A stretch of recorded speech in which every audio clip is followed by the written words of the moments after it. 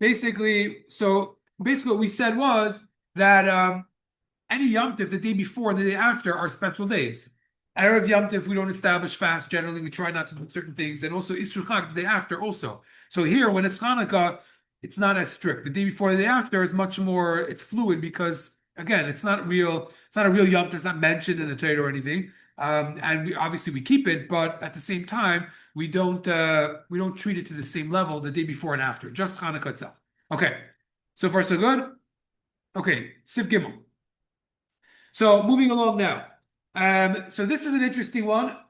This has to do with basically about doing malacha. There's a few different reasons why we don't want to do malacha, and therefore it plays itself out in different ways. Okay, so you'll see as we go through it, there's different reasons why we don't do it, and therefore there's differences of opinion. So let's start. Hanukkah mutter b'asiyas malacha. In general, on Hanukkah, you're allowed to do malacha. Malacha means going to work, building stuff, whatever. Not a problem. However, hanashim noyagais. The women have a minig that they have a minig that they don't want to do malacha as long as the candles are lit in the home, and they should keep to that. Now, what does it mean while the candles are lit? So first of all, flip to the bottom where it says beis. But over there we have from the minhagim from Sefer Minhagim, where they quote from the Rebbe that he says that achar shadol kohaneda shir zman hadlakasa, after the candles are already lit for the shir, right? After they're lit already for a half hour, so then oisim malacha, you could do malacha. Only shalei keneged haneda is not in front of the candles. In other words, you shouldn't be like mevaza them. V'gam b'yom rishon u'shemini, even on the first day and the eighth day. Now, I'm not sure what that means. The last point, gam b'yom rishon u'shemini, I don't know what it means. I tried to look into it in the past. I couldn't figure it out. And I didn't see anywhere where it mentions it. So it could be that year, my only thought was maybe that year was a Shabbos. I don't know if that would matter anyways. I'm not sure. But either way, the reason over here, what would come out is like this. Now, what's the problem with doing malacha is that this reason would make sense, that we're afraid that she might end up using the candles, right, to help her with something, which you're not allowed to use the candles of Hanukkah. So therefore we say she shouldn't do malacha during the chiyuv, the time that they have to be lit. And after that time, you're allowed to use the candles. Anyone could use the candles. So after that, we don't mind if she does. So far we have reason number one. Reason number one is we don't want to use the candles for something that they're not supposed to be used for. So therefore, during the time, that's the required amount for them to burn, so that she shouldn't be doing malacha. Okay, now, this is really for women. There are some men that keep to this also, but it seems to be it's not so accepted. It's not our minhag. Now, what does it mean when you say work?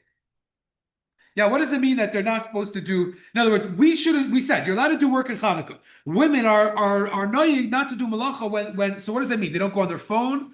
They don't turn on fires. They don't turn on lights. Like, what does it mean malacha? Like Shabbos malacha? They don't go to work. What does it mean? So there's a wide variety of understanding. So, but let's say like this: that the simple explanation would be that it's similar to chalamayid. Meaning, chalamayid, you don't do laundry, you don't iron, clothing, and stuff like that. That would be something they shouldn't do.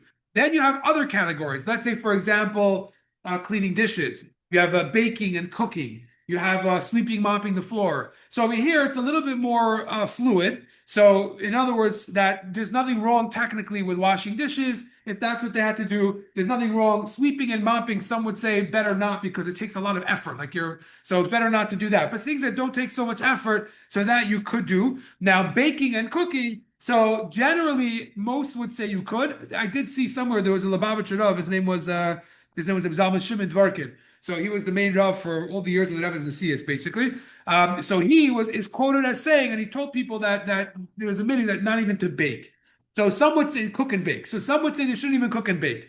But then you see, while the candles are burning, a lot of them are going to make stuff for now. Let's say, for example, you're going to have a Hanukkah party or stuff like that. So they're making donuts or things like that. And a lot of people would say, no, that's fine because you're doing it for now. So there is a little bit of a variety. But what comes out is like this, that malacha that you shouldn't do on chalamayid, like washing clothing and stuff like that they shouldn't do during that time. Things that are, let's say, washing dishes and stuff like that, if it's something they need to do now, it seems like it's okay. There's no reason not to. Sweeping and mopping, if they could wait, it's good because it's a lot of work.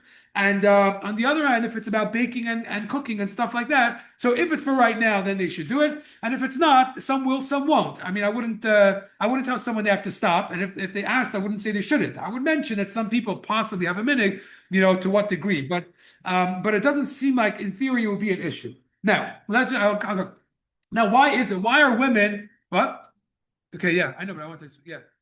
Is that also washing laundry is also food. So you're saying you said before that like washing dishes and cooking whatever and washing the floor whatever it's good. It's washing No, laundry. no, no. Okay, so no, I didn't say that. Maybe it wasn't clear. No, washing dishes is washing clothing is something we don't do on Chalamoid. But washing dishes you could. One's a keli, one's clothing. It's different. So washing clothing we don't do. What? Okay, washing clothing we don't do on Chalamoid. Washing dishes we do. So therefore, that's why there's a difference here. Okay, but I don't want to get into it now. We're not going to get into that. Yeah. Before they were about also the Rishon and Shmini thing, we were learning before like the girls of the office were like why I say goodness, that they had a women have to not to work and especially there's like different minhagim and some people also said that men also trying to also order the first day and last day are extra strict out not working. Okay, that's good to know. I didn't. So I didn't. Okay, I'll have to look into it later because I didn't see that. Okay, that's good. That's good to know. Thank you. Um, Now, why? Why are women? Why do they have a minig, let's say, not to work and men not? What's the difference? So he explains like this: what's the reason why women would be more strict about not doing work then? Because for them it was a much harder gzeda, meaning because what happened was that the Greek generals or whatever, they had a Zeta that any girl that was about to get married would have to come and do an Aveda with the general the night before. So it was very hard. It was very hard on them. Men didn't have that. They weren't allowed to do Torah mitzvahs, but it wasn't necessarily like a personal thing that they had. So number one is that they had a Gzeda that was very hard on them specifically. And another reason is that a very large part of the nest of the miracle happened through a lady, through a woman. What was the story? This was Bas Yechanan Kohen Gadol. This is the daughter of Yechanan, whose name was Yehudis. That she was very beautiful. And the king wanted that she should do an Aveda with him. And she said that she's going to do it.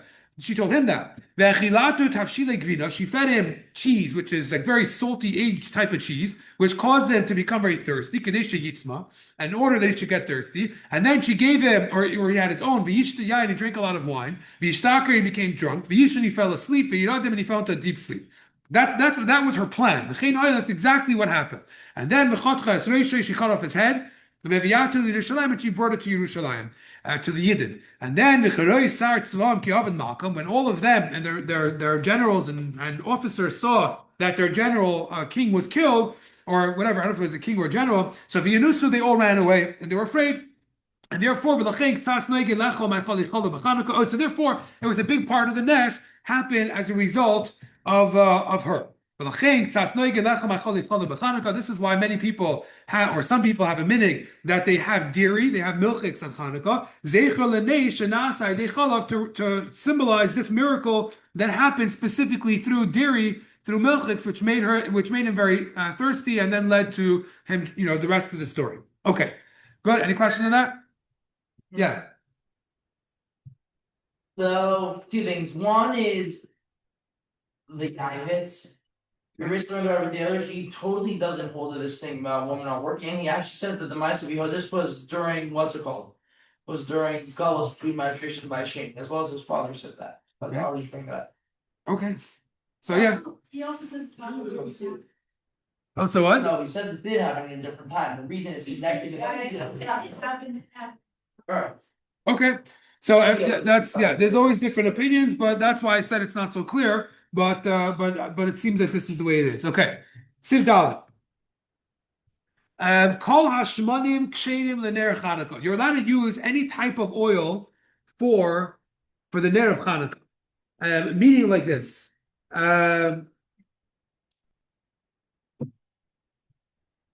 We know that the main part of the mitzvah is to light the candles. And then there's a shear of how long they have to light. But the main time of the mitzvah is right when you light it. So if you light it and then b'poil, let's say it's not the best type of oil, and later on it's going to go out, it's kasha. You were yaitz of the mitzvah. Unless you lit it in you don't technically have to relight it. Usually, it's a good thing to do it. We like to, but you don't really have to. And if you do, you for sure don't make another bracha. Because already you were yaitz the first time. Now, the exception would be if you lit it in a place where mamash, it's not even going to light for a second. It's completely windy and whatever. So then it doesn't count. You'd have to light it again at a proper time. But if it goes out on its own sort of later, then you're already yetzer then. Therefore, we're not so concerned about what type of oil you're using, or what type of fuel, I should say. Because ultimately, as long as you lit it in the beginning and it lasted at least for whatever, so then it would be okay. Okay, so therefore, the halacha is kol hashmanim ksherim l'ner Chanukah. You're allowed to use any types of oils, but we call makim mitzvah mufchor lekach shemen zayis. As we know, the best way to do it is to use actual oil, olive oil, because that is dumya demes shebemikdash shahayu b'shemen zayis. That should be similar to the miracle that happened in the Beis Hamikdash, which was with shemen zayis. Now, if you look at the bottom in Gimel, he says that this is taka armitic to use olive oil specifically. Most people don't. Or a lot of people do, I should say, rather. But the vashamish, but the shamish we make from wax, beeswax, which most people don't. Why do we do beeswax? So one of them is because it's partially physically hard to light to use the shamish to light other candles if it's oil. So it's not the most easy way to do it. And number two also is you want to show that there's a difference between the shamish and the other candles. The other candles you're not supposed to have enough from them, and they're part of the mitzvah, etc. The candle of the shamish is separate, so we use beeswax to show that it's something different. Now they come out with these every year. They have these oils that are congealed oil, yeah, the little pre-made little things that if you turn it over, so is that considered real oil, or is that considered different than real oil? In the Beis Hamikdash, they didn't use that; they use regular olive oil. Here nowadays, they put it in a way that it congeals at a higher temperature than any oil. If you put it in a fridge or something like that, it'll get harder. But over here, they make it that it's going to congeal much earlier, so this way it won't spill everywhere and everything. And as soon as you put the fire on it, it melts right away.